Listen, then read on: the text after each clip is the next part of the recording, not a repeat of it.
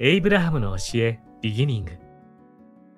これが引き寄せの法則の始まりの書。人生は一体何に左右されるのだろう。どのくらい運命に左右され、どのくらい他人に影響され、どのくらい自分で決められるのだろう。あなたはなぜ生まれてきたのだろう。運命のいたずらだろうか。それとも誰かに決められたのだろうか。それとも自分で決めて生まれてきたのだろうか。あなたには人生の目的があるのか。目的があるのなら、運命とはあらかじめ決められた目標なのだろうか。その目的は誰かのためのものなのか、自分自身のためのものなのか。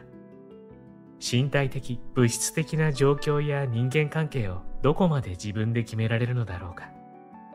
引き寄せには全て意味や原因となるものがあるのだろうか。それとも全く何の因果関係もなく、単に偶然起こるという運次第なのだろうか。残された時間を最大限に使うにはどうすればいいか。本書でエイブラハムがこうした疑問に対する答えへと丁寧に導いてくれるだろう。そして自分は意図した通りの喜びに満ちた人生を想像でき、人生のあらゆる出来事や状況はコントロールできるのだとわかるだろう。それではエイブラハムが語ったメッセージを順に読んでいただくことにしよう。内なる存在はすべてを知っている。あなた方は地球上に存在する肉体を持った存在だ。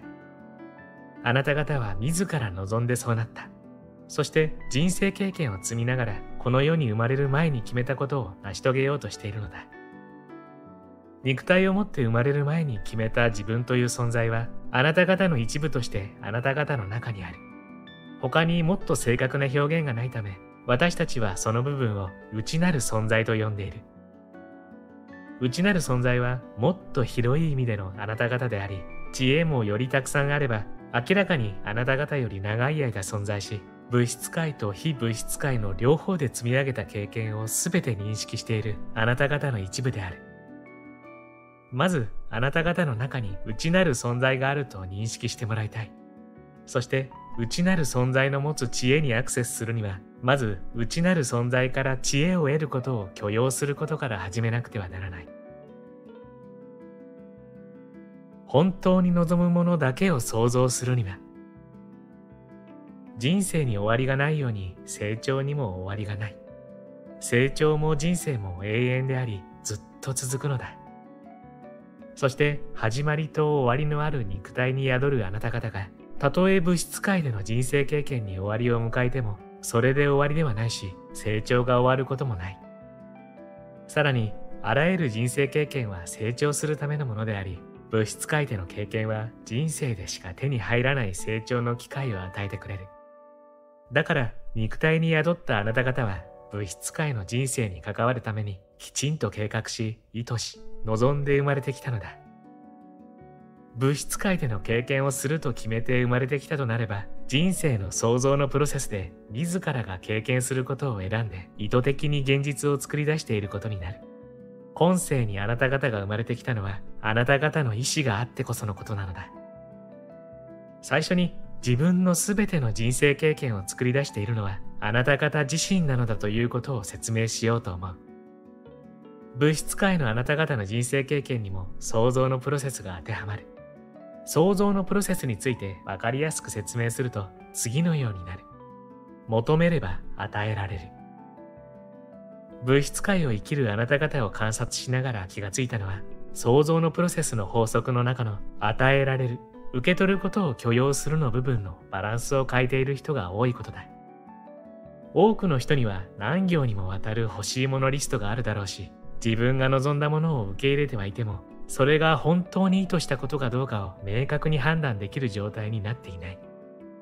だから、もっと意識して創造のプロセスを引き起こせるようになれば、喜びに満ちた満足のいく経験を生み出せるようになるだろう。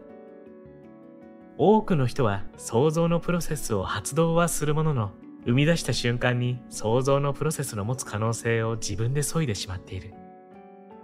例えば、赤い新車が欲しい。けれど、高すぎる。と思う。お分かりの通り、あなた方は赤い新車を創造のプロセスに送り出してはいるが、その一方で高すぎるという言葉を一息に述べてしまうことで、受け取れる可能性を消してしまっているのだ。あなた方の作り出したいものの多くはこうして無効になる。だから赤い新車が欲しいとだけ言葉にすればいいのであって、想像したい意図と相反したり、矛盾したり、想像を阻んだり、あるいは想像したくないと思うもののプロセスを発動したりすることなく、あとはそのまま任せておくことだ。自分が望む考えや言葉だけを口にするようにしよう。こんにちは。ハピケンことハッピー研究所のショーです。今回はエイブラハムの教えビギニング、引き寄せの法則で人生が変わるという本をご紹介します。エイブラハム、本チャンネルではおなじみの名前ですね。人類よりはるかに次元の高い存在で、無数の英知の集合体であるエイブラハムが、エスター・ヒックスの体を通して伝える宇宙の法則。それが引き寄せの法則です。このエイブラハムの引き寄せの法則シリーズは、本チャンネルでもたくさんの本をご紹介してきましたが、今回紹介する本は、ビギニング、始まりの書。エイブラハムが本当に伝えたかったこと、希望と感謝と喜びに生きる秘訣を教えてくれるんです。これまでの本でモヤモヤとしていた部分がある方は、本書を読むことでクリアになっていくはずですよ。本動画では本書のこの雰囲気をほんの少しだけご紹介したいと思いますので、ぜひ最後までご覧になってくださいね。そして今回も幸せのダイヤモンド探しがございます。このハッピーダイヤモンドを動画のどこかに5つ置いておきましたので、見つけてみてくださいね。見つけたら小さな幸せゲットですからね。それでは続きをどうぞ。ハッピー研究所では幸せになるためのいろいろなノウハウをご紹介しています。チャンネル登録して一緒にハッピーを作っていきましょう。実現を早めるもの。おそらく創造のプロセスの法則の最も興味深い点は、あなた方が意識していようといまいと存在するということだろう。つまり、あなた方が無視しても影響を受けるということだ。理解していてもいなくても、あなた方は思考によって創造のプロセスを発動する。本書はこのことを伝えるためのものだ。私たちはあなた方が創造のプロセスの法則を理解して、間違った使い方をすることなく、意図的に人生経験に生かしてほしいのだ。欠陥だらけの創造とは一体何なのだろう。それは自分が望まないものに焦点や注意、意識を定めてしまうことで、それを作り出すプロセスを発動して創造に至らしめてしまうことだ。自分で自分が経験することを作り出しているのだ。例外なく自分で引き起こしているのだよ。と初めて聞かされた人は、いや、そんなはずはない。自分が望まないものなんか作り出したりしないよ。と反論するのがほとんどだ。どんな経験もあなた方の手によって、正しくはあなた方の思考によって作り上げられる。自分の思考で現実を作り出しているのだから、自分が選んだものを創造のプロセスとして意識して発動しなくてはならないという結論が見えてきただろう。そこでそのためのエクササイズを紹介しよう。どんな望みでも意図して望めば望んだものを想像できるようになるエクササイズだ。意図して想像するためのエクササイズ。意図的な想像のプロセスを理解するには、まず望みを3つ4つに絞る。本来はあらゆる方向に想像を刺激することができるが、想像のプロセスをマスターする段階ではそのくらいに絞った方がいい。自分にとって今世でとても大事な願望を選び、紙の一番上に次のように書く。私は受け取ろうと思います。そこに続けて自分の願望を書き込む。1枚ごとに願望を1つずつ。すべて書いたら、それぞれの願望の後に私が望む理由をできるだけたくさん書き込む。そして最後にもう一度願望を繰り返して書く。望みやその理由を書き込んでいる時のあなた方は、意識して想像をなす存在となるために必要な思考に最もしっかり焦点を定めている状態にいる。おのずと湧いてくる理由を書き留めなさい。他人があなたに望んでいることではなく、自分にとって大事な点を書き留めなさい。自然に湧いてくるものを書き取りなさい。自分自身に無理強いしてはいけない。それから紙を裏返し、一番上に次のように書く。私は次のような理由から自分の願いが叶うと分かっている。続けて願いが叶うと分かる理由を書き留める。これも自然に湧いてくるものを書き留める。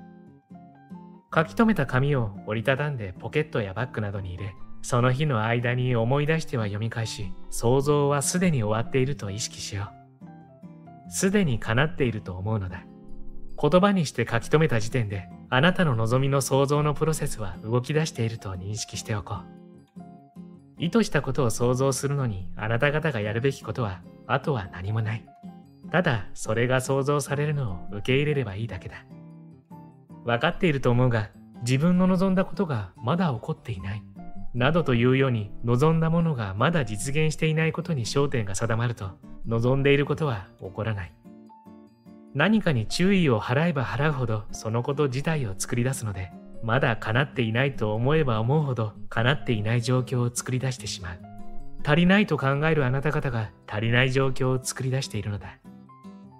あなた方の中に強い感情があればあるほど望むものを言葉にしていることになるので、それだけ早く実現するだろう。常に自分の思考の焦点を望まないことではなく望んでいるものに当てておこう。受け取りたいものを常に意識しておくこと。受け取りたくないものを考えないこと。楽しいことだけを考え、まだ望みが叶っていないことに気を取られてはいけない。そうすれば、数枚に書かれた望みが作り出されるプロセスが実現に向けて動き出す。これで想像するためにあなた方がなすべき作業は終わったのだから、あとはポジティブに自分が望む事柄を頭に浮かべておきさえすればいい。願望についてネガティブな思考が浮かばないよう、望んでいないものに心が向かないようにこのエクササイズを実践していけば、自分の意図したものを手にするようになるだろう。感情がすべてを教えてくれる。肉体を持つ存在はすべて異なる次元や内なる次元の自分とコミュニケーションをとっている。さらに、内なる自分とのコミュニケーションは他人とのコミュニケーションとは方法が異なることに気がつく。内なる自分とのコミュニケーションは感情という形で受け取るからだ。感情というのは物質界のものではない。内なる世界から生まれ、内なる自分を通してあなた方に直接伝わってくるのだ。例えば、愛、平和、幸福、喜び、ワクワクするといったポジティブな感情が湧き上がれば、内なる自分とのコミュニケーションを感情で捉えて、あなた方の思考は望んだものと調和していることになる。一方、恐れ、疑い、怒り、憎しみ、嫉妬、ストレス、罪悪感、心配などネガティブな感情が湧き上がってくるとしたら、あなた方が焦点を定めていることが望むものと調和していないと伝えてきているのだ。こうした感情をわずかに湧き上がってきた段階で意識できれば、自分が望まない方向に進んでいる想像のプロセスを即座に止めることができ、ネガティブな感情もやむだろう。あなた方が望むものに対してポジティブな思考を巡らせ、ポジティブな感情を持てれば、その瞬間、思いを巡らせたものを受け入れ、意図して想像していることになる。望まないものに思いを巡らせているときはネガティブな気持ちになり、望まないまさにその事柄を作り出していることになる。これが法則なのだ。つまり、望むと望まざるとにかかわらず、思いを巡らせたものを手にするのだ。自分が望んだもの、願ったこと、意図したことを想像するには、はっきりと明確な意図を持つだけでいい。そして、起こることを受け入れるだけだ。望んでもどうせ手に入らないという諦めの気持ちを持ちさえしなければ、たとえ想像のプロセスの法則の望んだものに不完全な部分があっても、普通は想像を妨げたりすることはない。引き寄せの法則への理解を深めておくのは価値のあることだ。というのは、その法則はあなた方の友でも敵でもない、ただの法則なのだから。今、あなた方が考えているのと似たものをどんどん引き寄せる。望んでいること、あるいはポジティブ思考と言われる方向へ思考を巡らせば、引き寄せの法則により、それと調和するような思考が次々送られてくるだろう。逆に、思わしくないことを心に抱いていても、同様に引き寄せの法則が働いて、元々の思考と似たようなネガティブな思考が膨らむ。それと似たものが引き寄せられる。特に感情が高まった時の思考には、物質界にそれと似たものを即座に作り出せるほどのパワーがある。引き寄せの法則で引き寄せられるものは、今抱いている思考と似た思考であり、やがては思考そのものが物質界に実現してしまうほどの力を持つ。だから自分が望むことの方向性に集中し、望ましくないことへの思考を抑えることができれば大いに役立つだろう。ネガティブな話題をちょっと考えたぐらいなら害になることはないだろうが、しばらく考えていれば、やがては自分がそれを経験するように想像が始まる。あなた方が思いを巡らせて望まないことを招き入れさえしなければ、望まない経験が引き寄せられたりしないのだ。内なる自分から感情として発せられるガイダンスシステムをうまく使いこなせれば、望むものを効率よく作り出し、望まないものが想像されるのを意識して避けられる。自分の感情に敏感になればなるほど、いつでもすぐに自分が望んでいることを想像しているのか、かけ離れたことを作り出しているのかがわかるようになる。自分の内なるガイダンスを信頼しなさい。なぜなら、それは物質界及び非物質界での何千回もの人生で積み上げられた知恵が豊富にあり、より広い視野を持ったより賢い自分からのものだからだ。信念をつなぐエクササイズ。意識してポジティブなことを想像し続けるテクニックを挙げておく。日々自分の感情に注意を払ってみよう。ポジティブな気持ちでいるのなら自分が望むものを作り出していることになるが、恐れ、疑い、不安、ストレス、怒り、罪悪感、孤独感、嫉妬などのネガティブな感情が生まれ、そう感じていることに気づいたらすぐにやめて、どんな思考や言葉がその感情を引き起こしたのかを自問してみよう。自分の感情が生まれた時すぐに反応すればネガティブな感情が強く残っているから、どの思考、言葉、あるいは行動が引き起こしたのか見分けがつくだろう。そしてどの思考、言葉、行動がネガティブな感情を引き起こしたかが断定できたら自分に問いかけてみよう。それは私が望んでいることなのか。自分が望むものをポジティブな気持ちで述べてみよう。さらに現在のネガティブな感情を引き起こす状況からポジティブな感情でいられる状況へと導く言葉を強い意志を持って続けて述べてみる。私たちはこの作業を現在の自分から望んだ自分へ橋を架けると表現している。ここに今述べたエクササイズの例を挙げておく。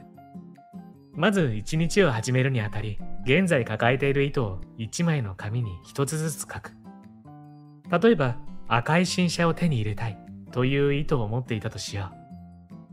う。ずっと長らくある車種の赤い車が欲しいと願い、望むものをリストに挙げたら、どんな車が欲しいのか、なぜそれが欲しいのか、そしてすでに自分がその車を所有しているところを思い描いていくと、ポジティブでワクワクするような気持ちを強く感じる。すると、その日一日を過ごす間にも、その車が自分に近づいてきているという考えが浮かぶ。すでに想像のプロセスは始まっているのだから、あなたに向かって想像が進んでいるプロセスを止めるようなことはせずに、特に考え事をすることもなく、なんとなく運転をしていると、自分が望んでいる車に似た車が隣を走っているのに気づくだろう。その車を見て、幸せで心躍る気持ちになれば、その瞬間の気持ちは赤い色の新車の想像と自分の思考の調和が取れていることを示している。けれども赤い車を見かけて、まだ自分は手にしていない。その車の運転手は持っているのに、と嫉妬して落ち込んだり、不幸せな気分になったりとネガティブな感情になってしまうのであれば、あなた方が作り出している思考は望みとは反しているということだ。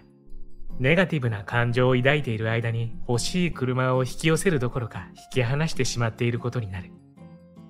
ネガティブな感情に注意を払えば、欲しいと思っていた車を自分が遠ざけていることに気づくだろう。そこで次のように思えば、ネガティブな思考や感情からポジティブな思考へと橋を架けることになり、ネガティブな感情を止めることができるかもしれない。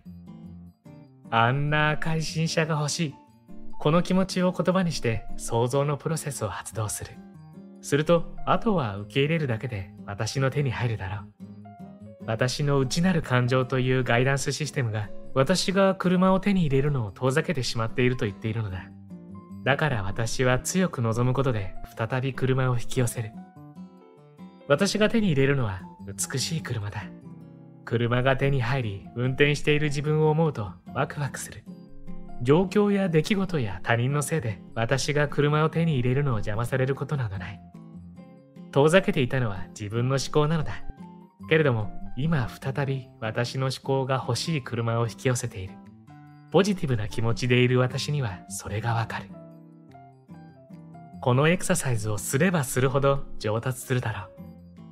自分のネガティブな感情という継承に早い段階ですぐに反応できれば望まぬ経験も少なくて済む。というのもほとんどのネガティブな経験はほんのわずかなネガティブ思考や感情から始まるからだ。